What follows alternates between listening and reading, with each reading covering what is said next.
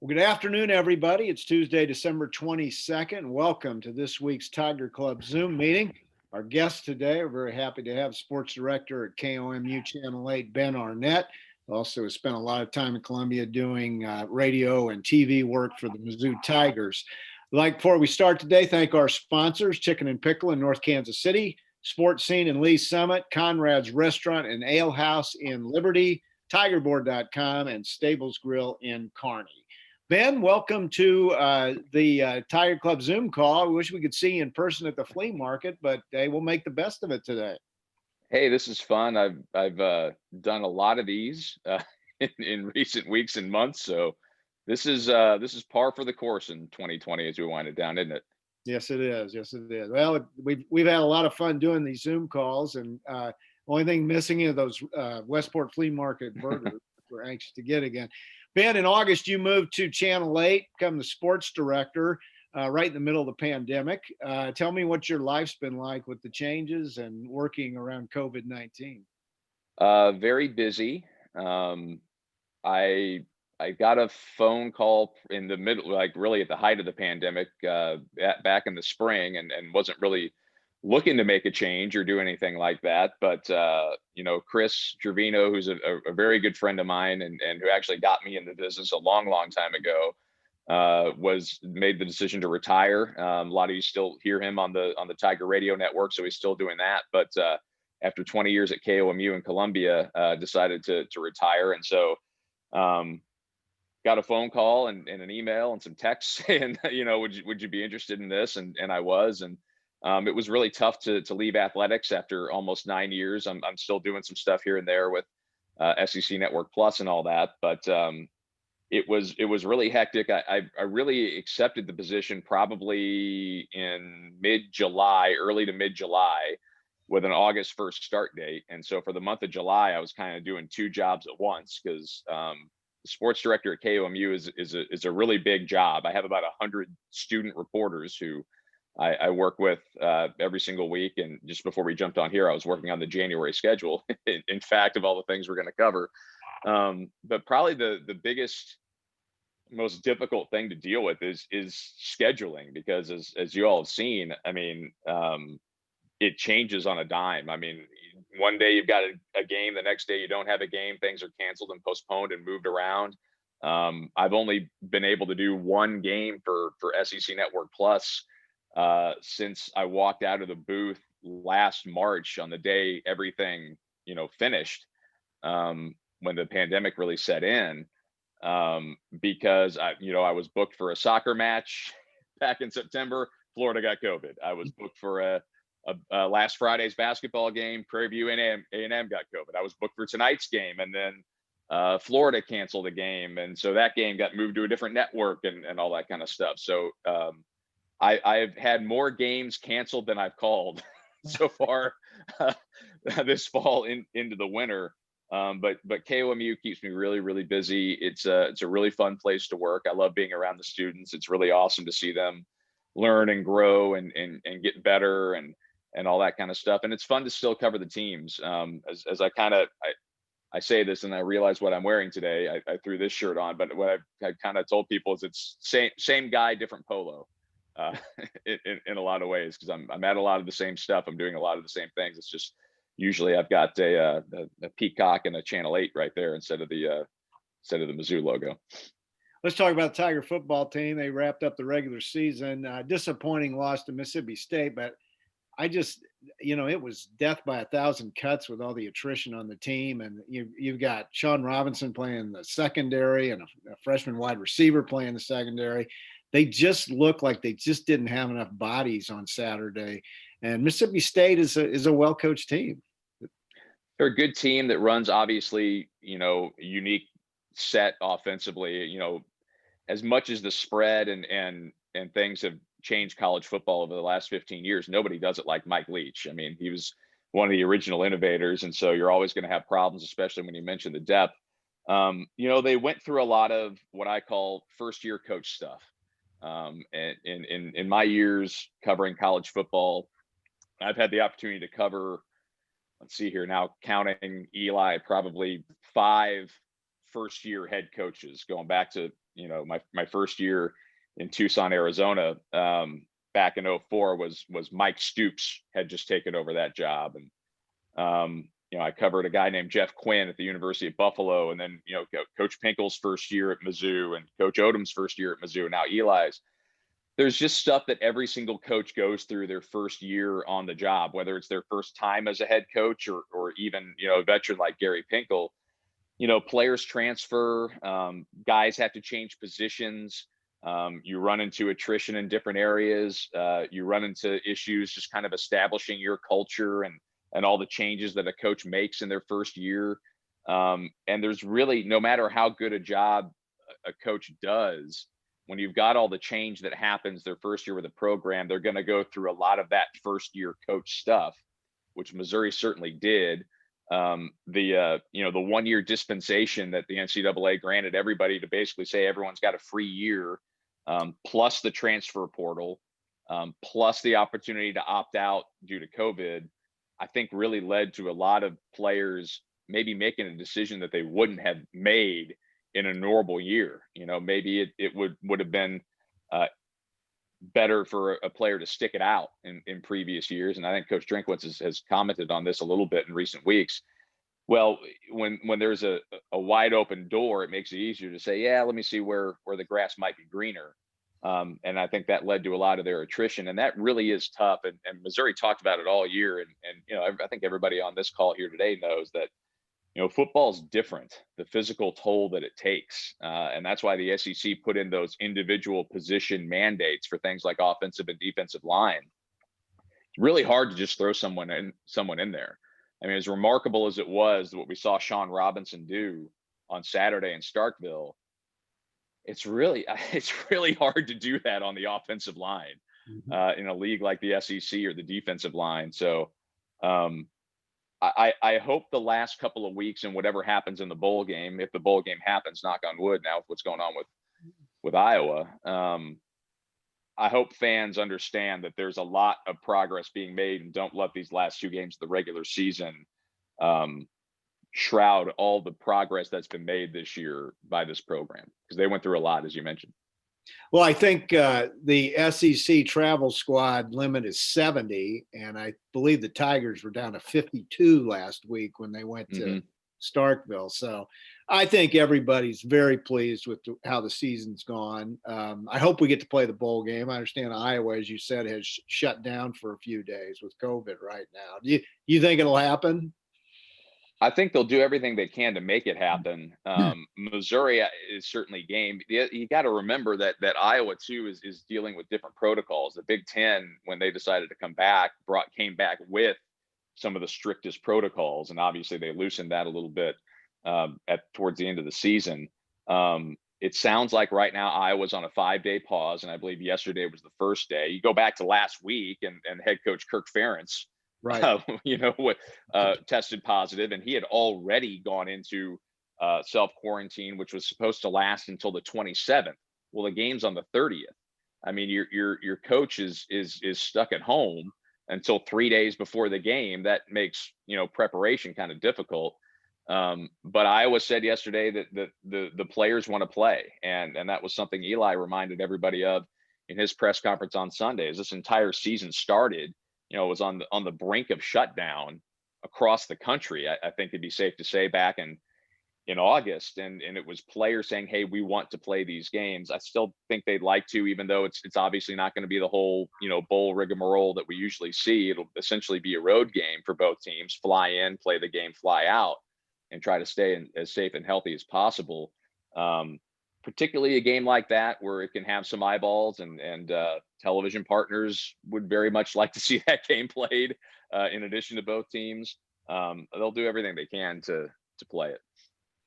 Folks, we're talking with Ben Arnet of Channel 8, KOMU in Columbia. If you'd like to ask a question, please go down to our chat feature, and at the end of our discussion, we'll throw them some questions. Ben, I saw that Nick Bolton and Larry Borum have both decided to opt out of the bowl game. Certainly can't blame them with the potential they have to go in the draft. But Larry Roundtree says he will suit up.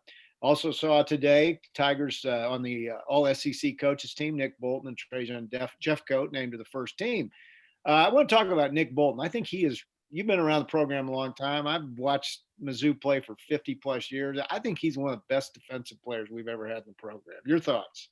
Definitely, and obviously the award today backs that up. I mean, Nick Bolton is just a hardworking kid. There's been a whole lot of kind of put your head down and get through it over the last 8 to 9 months for everybody out there, and that's kind of Nick Bolton's way of going about things. Put your head down, do what you got to do, get to work, and get through it. I think that's really going to serve him well at the next level, and I don't think there's any doubt that this is a guy who's going to have his name called. Likely on the first day of the draft, certainly wouldn't get past the second day of the draft. Larry Borum, another good, hardworking kid who's really improved a lot over the last year or so. But I think in terms of opting out, not opting out, you kind of see the difference between those positions at the NFL level. Why is Larry Roundtree going to play while those two guys aren't? Well, running backs have become more and more expendable in the NFL over the years. Not a lot of first round picks used on running backs anymore. I think Larry Roundtree probably feels like he's got more to prove to try to improve his stock as any running back would going in or trying to go into the NFL. But back to Nick, I mean, that's just somebody who has always focused on football. His focus is always where it needs to be. Really locked in guy. Doesn't get involved in anything else really other than playing football. And I think Missouri fans should be proud of where he started, where he's going to end up. I mean, that's a classic Mizzou story of player development, where so many of the best players in this program over the years have come in, bought into the program, whoever was at the top of the program, whether it was Gary Pinkelberry Odom or now Eli Drinkwitz. And when that happens, you can go a long ways. And it kind of goes into the message that Eli had about recruiting last week when the class was signed, which is, they're trying to prove to recruits out there that you can come to Missouri and the sky is really the limit at Mizzou. And I think Nick Bolton's a good example of that. Doesn't matter where you are, who you are, when you get to campus, 4 to 5 years later, you can be one of the best players in the country. One other award that was announced today, Connor Bazelak was named the SEC Co-Freshman of the Year on the coaches poll. He had an interesting season, had a huge game against LSU, I thought he played really solid in a couple of the other wins. Tough day on Saturday against Mississippi State. We got to remember, this is a redshirt freshman who coming off an ACL injury last year. It's a great season for him. I think the most telling thing about Connor Bazelak's season, and I have to go back in my mind, make sure that I get the date right. But 2 weeks ago, after the Arkansas game, when he was named SEC Freshman of the Week without throwing a touchdown pass. I mean, to me, that was the ultimate recognition from the league and everyone else of how good this guy is. That it's not just about how many times you get into the end zone. People recognize the great game he had and how he worked within the offense that day, the big chunk plays that he was able to engineer to set up Larry Roundtree's big day in that win over Arkansas. And the way he just took the football with 43 seconds to go and probably whatever it was, about 50 to 65 yards to go to get into Mevis field goal range to try to kick the game winner, and just boom, boom, boom down the field. Took him down the field. Connor Bazelak, look, we've seen it over the years. When you get your quarterback, everything else falls in around that. It happened with Gary Pinkel and Brad Smith, and you certainly hope that it's the case now for Eli Drinkwitz and Connor Bazelak. And they seem to fit really well together with the things that Eli Drinkwitz wants from his quarterback, the way he wants his quarterback to play, the way he wants his quarterback to practice, the way he wants his quarterback to handle himself, the way he wants his quarterback to lead. Those two are a really good fit. And that's just huge for the team going forward. I mean, everything, revolves around that guy. But at the same time, Connor Bazelak is not somebody who, who acts that way. He does not act. He's not the kind of guy that acts like the universe revolves around him. He just does his job, does it the way his head coach asks him to. And I think that's enormous for the program. And with somebody, I'm going to remember, a redshirt freshman again next year because of not losing a year of eligibility. So this is somebody that this coaching staff, this new coaching staff, can really invest a lot in. You mentioned Harrison Mevis briefly. Both he and Bazelak were named to the SEC All-Freshman team today too, as well. So let's talk about the recruiting class that Coach Drinkwitz signed last week, ranked 20th in the nation, 8th in the SEC, 5 4-star players, I believe. I really was impressed, and it looks like he's off and running for the 22 class as well. Yeah, and look, everyone says they want to seal the borders, but I feel like there's a real strong commitment to that from this coaching staff. Drink said last week, hey, look, if you consistently get the best players in the state of Missouri, you're always going to have a top 25 class. And he's right. I think one of the big keys is how well they did last week in St. Louis. Look, one of the first things he said was, we got to do better in Kansas City, and they're going to focus on that moving forward. But I just kind of always felt St. Louis is such a moving target for Mizzou football. It always has been for so many years. And part of that is the way that the Big Ten comes into St. Louis. Notre Dame will pop into St. Louis kind of whenever they feel like it. There's a lot to fend off for Missouri and St. Louis. And St. Louis is always, and I feel like I can say this because my dad's from there, and he has always agreed with me on this. The hot and cold temperature of the fan base in St. Louis is something that I can affect recruiting. And I've asked a lot of folks about it over the years, what is it? And the answer you always get back is, hey, look, just win more, and the kids from that region will always go to Missouri. Well, that's easier said than done, and it's also kind of a chicken and the egg thing. But I think that was huge for them to establish a base there to move forward. Now it's expanded out to the rest of the state of Missouri. And I think there's going to be a big litmus test coming up this year as they recruit the class of 22. There's a big time player out of Boonville this year who's already garnering attention from a lot of the blue blood programs. And obviously Missouri is on his list, DJ Wesolak. If Missouri can get in there and lock down a local central Missouri kid like that and fend off the Oklahomas and the Ohio States of the world as they come calling, to me, that's a big litmus test for the rest of the state. You convince players like that, you got to stay here. You need to stay here. This is the best place for you. It then branches out to everybody else. So I'd keep an eye on that for class of 22. When the pandemic started, well, the Tigers were under recruiting restrictions from the incident a couple years ago with the tutor. With the pandemic restricting teams on their personal visits, did it in a way help Missouri level the playing field on the recruiting? I don't know if they'd ever say that not being able to have in-person visits helped.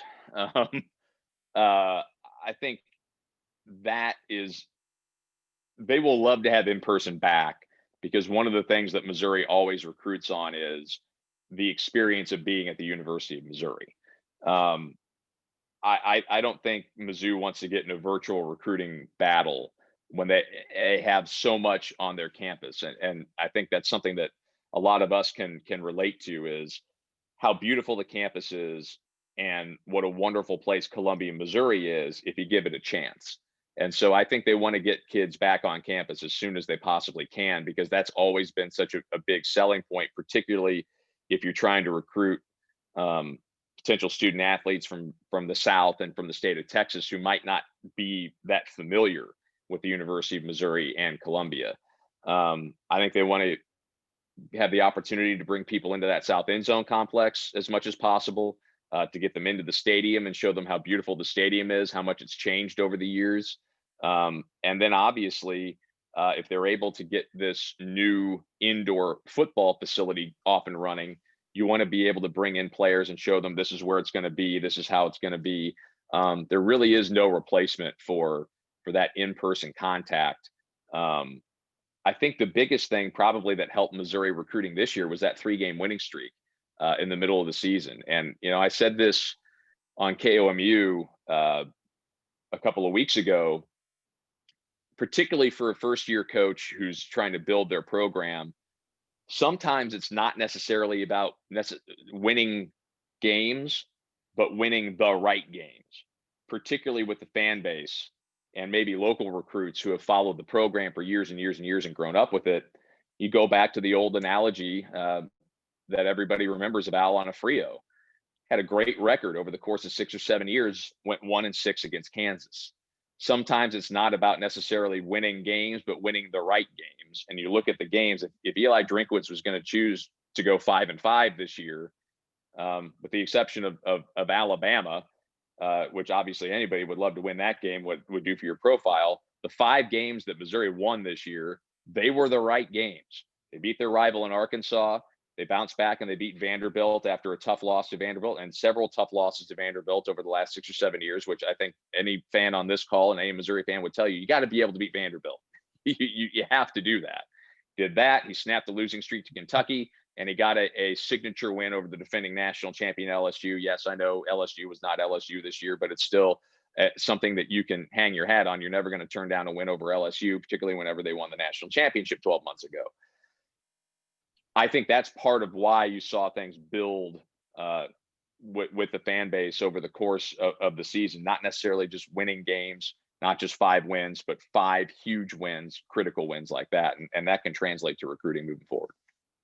Talking to Ben Arnet of KOMU Sports in Columbia, excuse me. And if you want to ask him a question, go down to the chat feature at the bottom. We'll start our questions just a little bit. Ben, let's talk about the Tiger basketball team. 5-0 heading to tonight's game against Bradley, ranked number 14th in the nation. They have played very well. Tonight is an interesting opponent. Bradley, 2-time defending Missouri Valley champs, and they had a 1-point loss to Xavier. This will be an interesting game. Yeah, and I think this is the kind of team that, this is not an original thought. A lot of people have said this over the 5-0 start, but this is the kind of team that Coach Martin has wanted. This is the kind of team he's been trying to build, and I really feel like this is the way forward for this program. It is so difficult in college athletics, whether you're talking basketball or football, to knock the blue bloods off their throne when it comes to recruiting. I just feel like if you're not Duke, Kansas, North Carolina, etc. right now, you're never going to be. I mean, it's the makeup and the culture of college sports is so difficult to break into that. And so the team that Konzo has built and the way forward for this program, I really feel, is more teams like this, getting players who want to play the way Konzo Martin wants to play, and develop them and build them over the course of 3 to 4 years. Again, player development. That is the way this program is set up, from Coach Martin, his philosophies, all the way down through the coaching staff. They're fantastic strength and conditioning coach, Nicodemus Christopher, and the way he has a plan for everybody as they come in, and they execute that plan over years and years. And just kind of Konzo Martin's ultimate style and way of doing things, of selling a player and their family on, come on in here as an 18-year-old and leave as a well-developed human being to go into society and hopefully play basketball for your future and contribute to the world. And that's where the contract that he signed 4 years ago is so important. That contract provided him security and commitment to let him build this thing out. And I really like this team. I feel like they've really got something going. They've got balance in their classes now. They're very experienced, obviously, but they've got an opportunity to continue to build on here from there. This will be the only game tonight in a 17-day span between Illinois and Tennessee next week. How tough is that to keep your edge during that kind of layoff? Well, just ask Robin Pinchton. I mean, that they had the same. They had 17 days off on the women's basketball side, and then came back and had a tough game against nationally ranked Missouri State. And that's their only. That's the Tigers' only loss in the women's side. Yeah, exactly. And she said afterwards, the rust showed. I think this is where a gritty defense first team, like Konzo Martin likes to build, comes in really handy. when you're coming off a layoff like that. And you can start with defense. This is kind of like playing a tough road game. And like my good friend Jarrett Sutton likes to always say, defense travels. When you're getting ready to play a tough road game, well, start with your defense here today, even though you're at home and in a home environment, and let it go from there. But again, a good veteran team like this, with as much depth as they have, you hope that they're able to find it. If whoever runs out there for the starting five is shown a little rust, go to someone else, and try to move on from there. But I think the makeup of this team suits them well for the way this season is going to go. It's a team that's been through a lot. It's a bunch of individuals that have been through a lot, whether it be injuries, transferring, adapting to new programs, that kind of thing. And they just kind of have a, hey, what's on the menu today kind of attitude. What do we have to deal with today? Did the game get canceled? Are we going to have a tough practice? Okay, let's take that on. Do we have to get on a bus and drive 5 hours to Wichita and play a true road game? Sure. Are we heading up to Nebraska, to Omaha, Nebraska, to play a nationally ranked team out of nowhere? All right, bring it on. Let's do it. They have a really good focus on what is the task at hand today. What do we need to do to solve today's problem? We talked briefly about Robin Pinchton women's team. They are off to a 4-1 start. Only loss, as you mentioned, to ranked Missouri State team.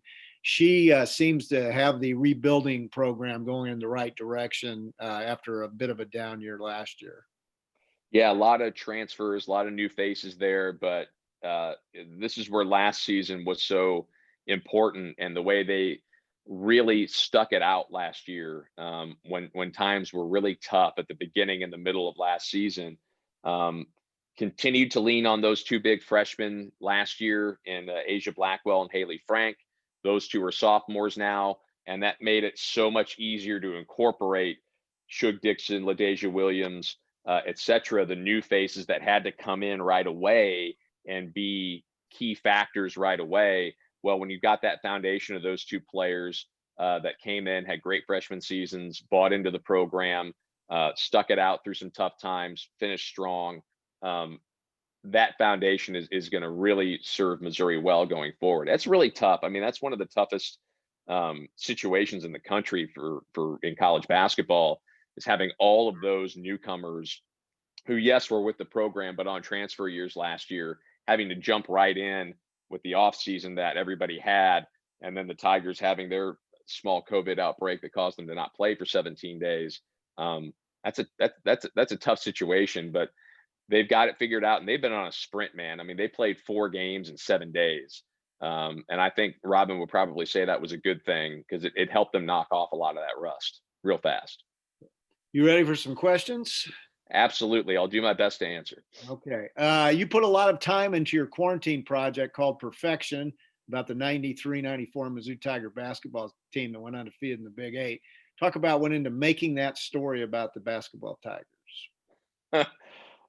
Well, the last in-person meeting that we had when I was still with athletics last March, before we went to work from home, our boss just said, hey, obviously games are shut down right now. We don't know what's going to happen here. We don't know when things are going to come back. So if there's ever something that you wanted to do but never had the time, now's the time to do it. And I had compiled all of that stuff over the course of years, and had intended to do something the previous summer, coming off of the 25th anniversary of that season, and wasn't able to, didn't have the time, got busy with other things. And so I just sort of said, all right, well, I've got all this stuff sitting here. I'll just do it. And the only stuff that was shot for that documentary, once I said, okay, it's time to do it, was we had this kind of some old lockers set up as kind of a makeshift set in a room in the Hearn Center. And that stuff that I shot with the old jersey and the old basketball cards, which had been sitting in the storage room in my basement for years and years, that was the only stuff that I shot actually for that. The rest of it was, I'd done a long sit-down interview with Coach Stewart and with Melvin Booker, and with Paul O'Linney at the 25th anniversary reunion they had in March of 19.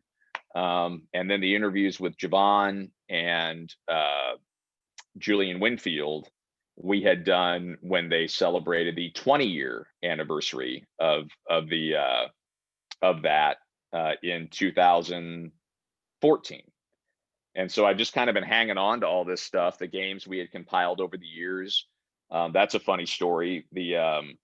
One day Chad Moeller walked into my office at the Hearn Center, like, I don't know, 7 years ago, and said, hey, a guy was cleaning out his father's closet after his dad passed away in St. Louis and just found these boxes of tapes. His dad had had his own satellite dish back in the day, and that's how he would watch Mizzou games back in the 80s and 90s, and had taped them all.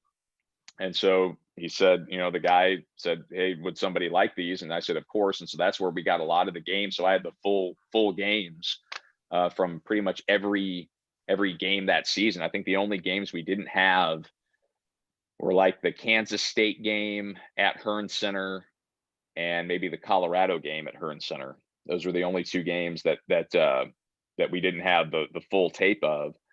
And so I just, in a spare room at the house where I was working and work from home for that time, just kind of got to work and kind of did some follow-up conversations with people like John Sunvold and Melvin Booker to kind of get some background on some stuff, and went back and rewatched the interviews and just kind of started building from there. And it was really fun. I mean, I firmly believe that everybody who really loves sports has a team somewhere in their past that they watch that they really associate with, that maybe was the okay, and now I've gone from just kind of liking to watch games to being a full-on sports fanatic. And that was my team. I was 11 years old in the 93-94 season and loved that team to no end, and had always kind of wanted to do that.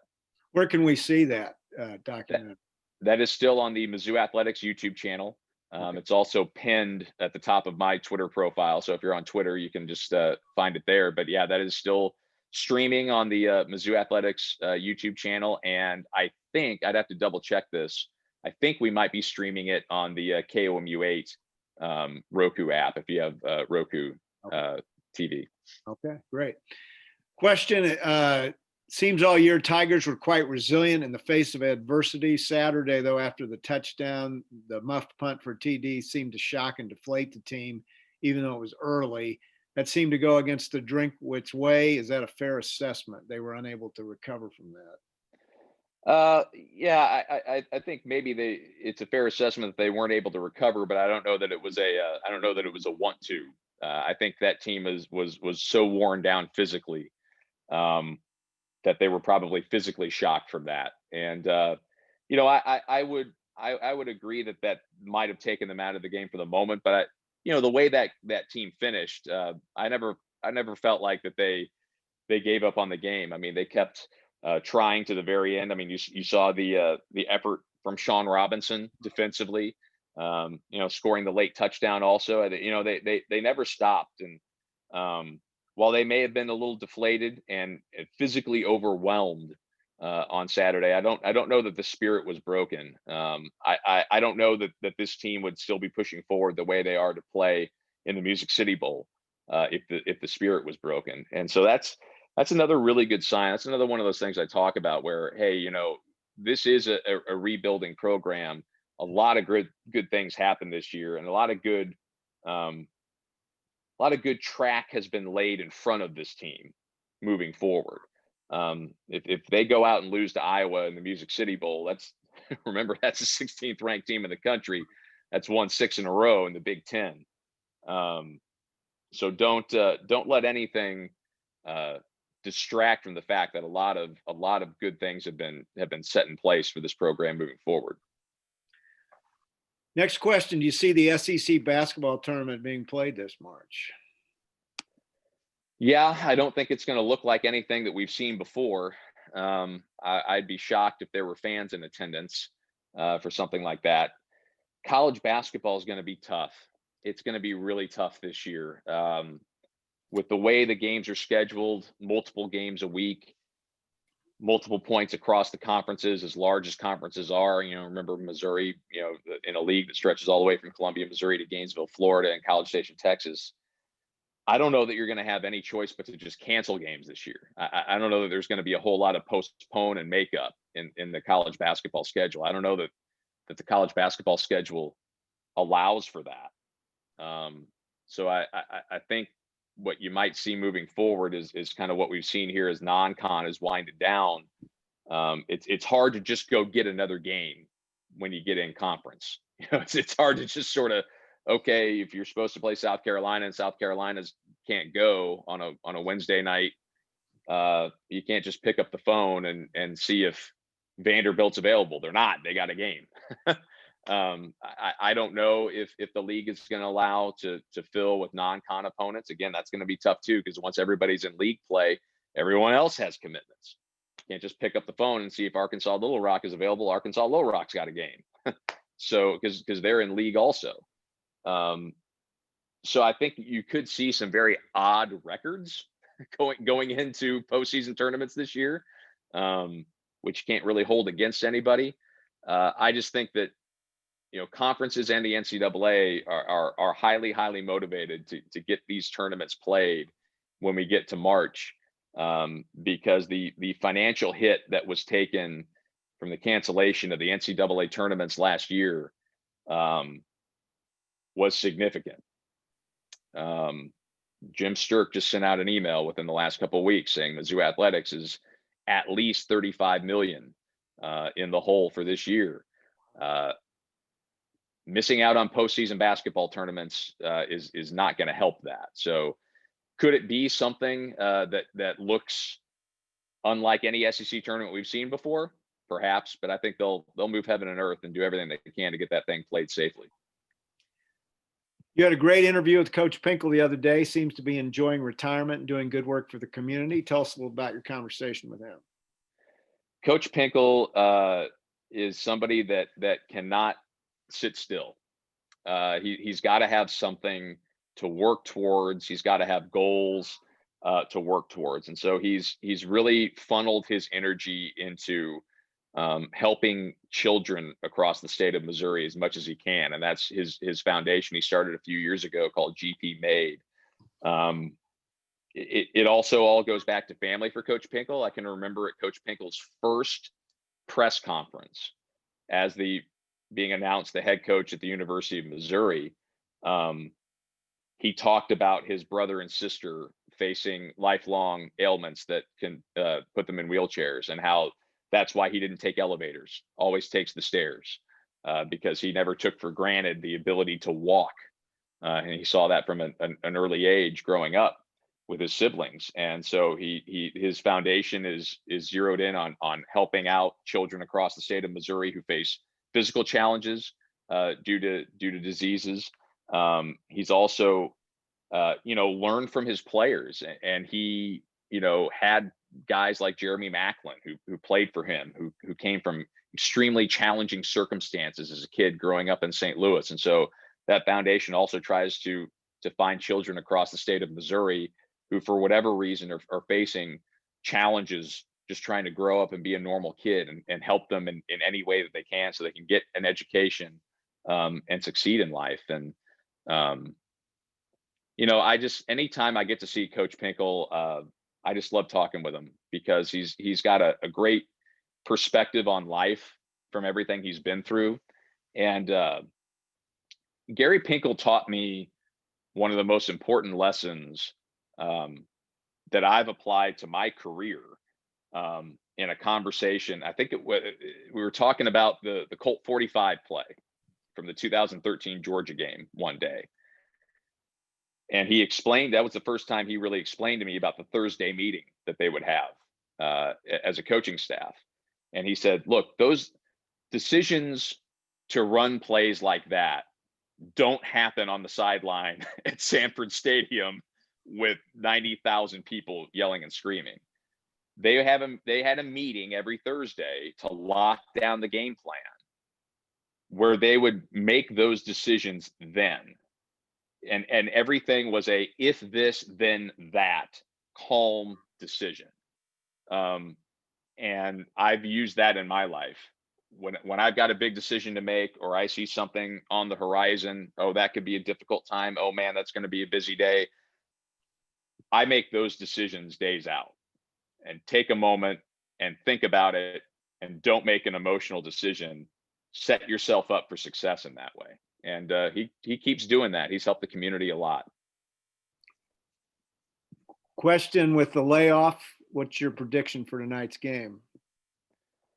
I think you'll see Missouri again start playing hard on defense, try to let the game flow from their defense. I think you'll see those veteran players take control. This is a Drew Smith game. I mean, keep the ball in the hands of a guy with a huge high basketball IQ, somebody who does not get rattled very easily, and is one of your most consistent players, and let it flow from him early on. If anybody can kind of keep the train on the tracks while maybe some other guys have to shake off some rust, that'd be number 12. And what a great guy, and congratulations to him. He's getting married soon, as I understand. So it's a big semester for Drew Smith. Yeah. Where are the options to build a new proposed football practice facility? I have no idea. There was, I think there was some talk at one point of maybe putting it where the current practice fields are. That obviously is problematic because it's across the street from the South End Zone facility. But I'm not sure where they're looking at right now. That is probably, they're probably going to need some time to figure out the best place for that. There isn't a ton of room in the sports park right now. I would imagine that they would like to try to have everything on the same side of the street and not have to be crossing Providence Road all the time. But they may have to go where they have space. I think you're setting the record for most questions ever today. So we know you're very knowledgeable, so we'll try to get to these and be respectful of your time. How has the lack of fans impacted home teams in basketball and football? It certainly takes away from the atmosphere. I made it out to, I did the majority of football season from home, made it out to the Georgia game, and you could certainly tell a difference. Basketball, I think, will probably be the biggest because it is such a smaller, more intimate atmosphere. And you also can't really pump in crowd noise at basketball without it being completely obvious. So yeah, I mean, look, we've all seen the impact that a good Mizzou Arena crowd can have over the years. Just ask Christian Moody. It's something that I think will impact games this year. Those great atmospheres are gonna not be there. It makes it easier for coaches and players to communicate on the floor. They don't have to deal with the noise factor. You don't have to deal with the distraction as a player.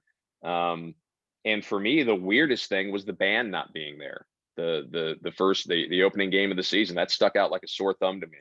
That the band was not able to be there and play and add to that that atmosphere. Couple of questions about the bowl game. How do you rate the Tigers against number 15 Iowa? And they have a very good quarterback in Spencer Petras.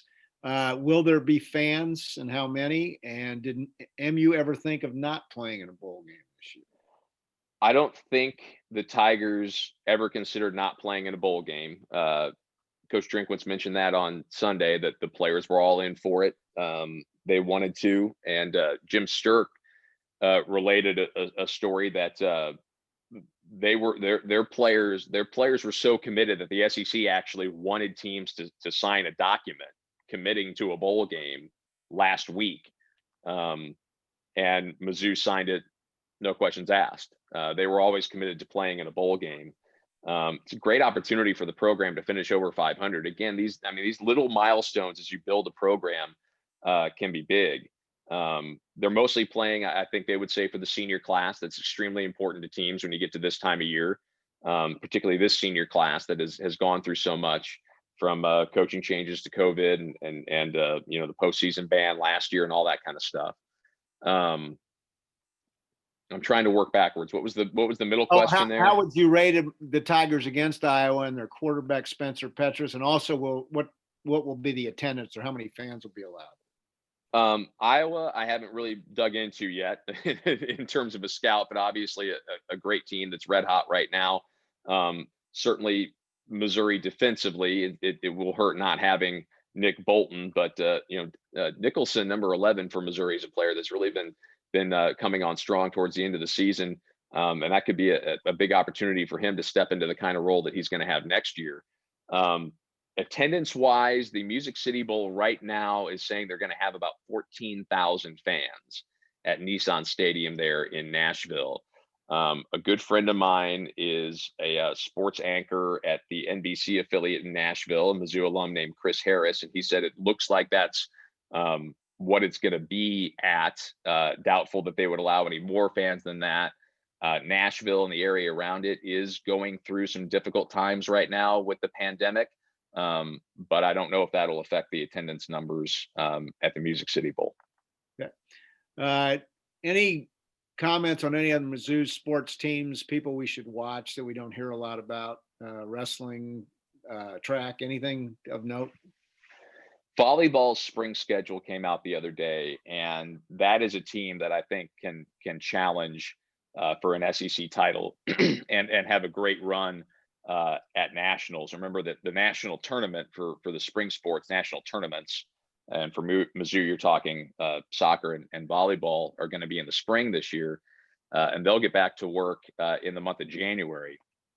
And that program is really pointed in the right direction. They've got a lot of great players right now, and they've got just a recruiting juggernaut in Josh and Molly Taylor. And for those of you who aren't aware, Josh and Molly replaced Susan and Wayne Krecklow going into this season. Molly Taylor is maiden name Krecklow, the former SEC Player of the Year back in 2013, Wayne and Susan's niece, and her husband Josh is the head coach, and they're both former national team players. They actually met when they were both training for the U.S. national team in Colorado Springs, and Josh is a former All-American himself. He played at Pepperdine, and he is a magnetic personality when it comes to recruiting. Players want to play for him, and they are building really building upon the great program that Susan and Wayne created and built over the course of about 19 years. And that is a team that I would really keep an eye on. And I would keep an eye on the Mizzou softball team this spring. Larissa Anderson is as tough as they come. She is a softball coach's softball coach. She loves the game. Her husband is a minor league baseball coach in the Washington Nationals system. And they just, you know, live and breathe the diamond sports in that family. And to say Larissa Anderson is determined to get Mizzou softball back to the World Series would be a vast understatement. I don't know that I've worked with a coach who is as determined to get it done as Larissa Anderson is. So I'm really excited to see Mizzou softball this spring. Yeah, she's talked to the club a couple times in person and really has I think just a magnetic personality and very competitive. So got time for a couple more and we'll wrap it up. Given the financial crush of the pandemic, do you foresee consideration being given now to sell naming rights to Memorial Stadium and Mizzou Arena? That I don't know. I think that would fall under the jurisdiction of Mizzou Sports Properties with the approval of the athletic department, but I'm not 100% on that. Not anything that I've thought about, and so I'm not gonna sandbag you and say that I do. But could be a possibility. Who knows? Last question. Do you hear any grumblings about the defensive staff based on the last few games, although very hard to judge based on the attrition of players they had?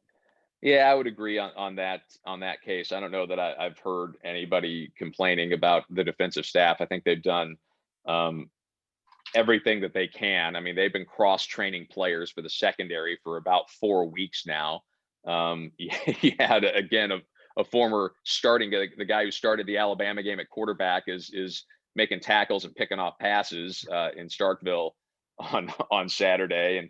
And you got to remember, I don't know that Kobe Whiteside was ever 100% this year, No. and he was your best defensive player in the trenches going into the season. They just had way too much in terms of injuries and contact tracing along the defensive line for an extended period of time. I mean, that lasted a month. Yeah. And so I don't know that I would hold the last 2 games against Ryan Walters and company. And remember, Ryan didn't even get to coach one of those games. David Right. Gibbs had to step in as the defensive coordinator because Ryan was contact traced for a week. So I don't know that anybody on the staff from Coach Drinkwitz on down is going to hold that against Ryan and his group. And 2 of the touchdowns last week, one was on special teams, one was a Yes, pick. So exactly. And we really thank you for your time. We went a little bit over, but you're such a wealth of knowledge. It's just great to visit with you. So we hope you and your family have a very Merry Christmas. We will. Santa Claus has been texted. He knows we're at Grandma's house and can plug that into the GPS on the sleigh. And we'll have a good time here in Kansas. I will adhere to the Norm Stewart rule as much as I can, and try to spend as little money as I can. I can swear personally that some of that is myth, but it is a great story. So, because I was in the sports information department. I remember eating a meal with the team in Kansas. So anyway, great stuff, man. Thank you. I understand Santa Claus has been vaccinated and everything will be safe. So anyway, thank you very much, folks. Next week, we will not take the week off for the holidays. We have Mike DeCourcy, head basketball writer for the Sporting News, and he has been to see us a couple times in person. Is just great knowledge on basketball teams all across the country. So you want to make sure you join us for that, and also again spread the word. You can watch all of our interviews on YouTube. That'll be posted in the next day or 2. So again, spread the word. Go to kctigerclub.com and make sure you renew your Tiger Club membership. That's our only source of revenue right now because we can't have any fundraisers. So everybody have a great week. Merry Christmas and happy holidays. Once again, Ben, thanks for joining us. Thank you. Happy holidays, everyone. Take care.